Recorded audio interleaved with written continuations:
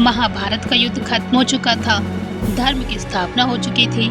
लेकिन क्या आप जानते हैं कि स्वर्गारोहण से ठीक पहले ही धर्मराज युधिष्ठिर ने अपने भाइयों को कलयुग का एक ऐसा भविष्य दिखाया था जिसे सुनकर सब स्तब्ध रह गए थे।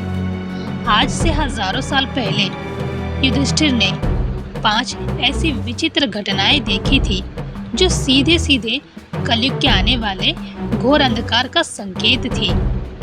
वो कौन से राज थे जो युधिष्ठिर ने खोले और कैसे वो भविष्यवाणियां आज हमारी आंखों के सामने सच साबित हो रही हैं। आइए धर्म के इस रहस्य से पर्दा उठाते हैं।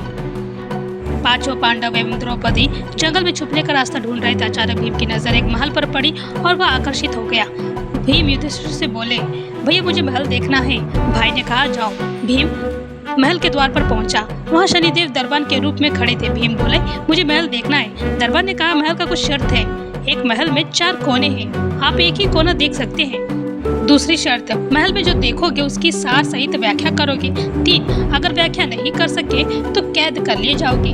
भीम ने कहा, मैं स्वीकार करता हूँ, ऐसा ही होगा। और वह महल के पूर्व छोर की ओर चले जाते हैं और वहां जाकर वह देखते हैं कि 3 बड़े कुएं हैं। अगल बगल में 2 छोटे कुएं और बीच में एक बड़ा कुआं। बीच वाला बड़ा कुआं में पानी जब उफान आता है तो वह दोनों छोटे खाली कुओं को पानी से भर देता है और फिर कुछ देर में जब दोनों छोटे कुएं में पानी का उफान आता है तो खाली पड़े बड़े कुएं का पानी आधार भर ही नहीं पाता है। इस प्रक्रिया को भीम कई बार देखते हैं पर उसे समझ में नहीं पाता। लौटकर दरबान के पास आता है। दरबान, क्या देखा आपने? भीम, महाशय मुझे समझ में नहीं आया। दरबान, शर्त के अनुसार बंदी हो गए और बंदी घर में बैठा दिया। अर्जुन आया, बोला मुझे महल देखना है। दरबान ने शर्त बता दी और अर्जुन के पश्चिम वाले छोर की तरफ चले गए। आगे जाकर अर्जुन देखते हैं कि खेत में 2 फसल उग रही है। एक तरफ बाजरे की फसल तो दूसरी तरफ मक्के की फसल। बाजरे के पौधे से मक्का निकल रही है तो मक्के के पौधे से बाजरे निकल रही है। अजीब लगा, कुछ समझ नहीं आया। वापस दरबार पर गया। दरबान ने पूछा, क्या देखा? अर्जुन बोला, भाषा मुझे कुछ समझ नहीं पाया। बाजरे और मक्के की बात समझ में नहीं आई। दरबान ने कहा, शर्त के अनुसार अब बंदी बन गए। नकुल आए और बोले, महल देखना है। फिर वह भी उत्तर दिशा की ओर चले गए। वहाँ उसने देखा कि बहुत सारी सफेद गाय जब उनको भूख लगती है तो वो अपनी छोटी बच्चियों का दूध पीती है। उसे कुछ समझ में नहीं आया। द्वार पर आया। दरबार ने पूछा, क्या देखा? नकुल बोले, महाशय गाय बच्चियों का दूध पीती समझ में नहीं आया और उसे बंदी बना लिया। सहदेव आए, बोला मुझे महल देखना।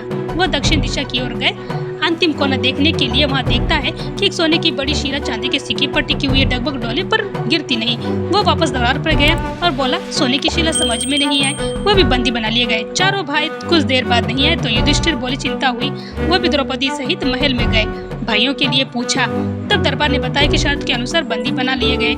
युधिष्ठिर बोले, भीम तुमने क्या देखा? भीम ने पुनाई के बारे में बताया। तब युधिष्ठिर ने कहा, कलयुग में होने वाले हैं, एक बाप 2 बेटे का पेट भर देगा परंतु 2 बेटे मिलकर एक बाप का पेट नहीं भर पाएंगे। भीम को छोड़ दिया। अर्जुन ने पूछा, तुमने क्या देखा? उसने फसल के बारे में बताया। युधिष्ठिर ने कहा, यह भी कलयुग में होने वाला ही है। वंश परिवर्तन अर्थात ब्राह्मण के घर शूद्र, शूद्र की लड़की और शूद्र के घर बनिए की लड़की ब्याही जाएगी। अर्जुन भी छूट गए। नकुल से पूछा, तुमने क्या देखा? तब उसने गाय का वृत्तांत बताया। युधिष्ठिर ने कहा, कलयुग में माताएं अपनी बेटियों के घर में पलेगी, बेटी का दान खाएंगी और बेटे सेवा नहीं करेंगे। तब नकुल भी छूट गए। सहदेव से पूछा, तुमने क्या देखा? उसने सोने की शिला का वृत्तांत बताया। तब युधिष्ठिर बोले, कलयुग में पाप धर्म को दबाता रहेगा परंतु धर्म फिर भी जिंदा रहेगा, खत्म नहीं होगा। आज के कलयुग में ये सारी बातें साबित हो रही हैं। तो देखा आपने, धर्मराज युधिष्ठिर ने आज से हजारों साल पहले ही कलयुग की क्या कड़वी सच्चाई बात बता दी थी। यदि आपको यह ज्ञानवर्धक जानकारी पसंद आई हो तो वीडियो को लाइक करें और ऐसे रहस्यों के लिए चैनल को सब्सक्राइब करें।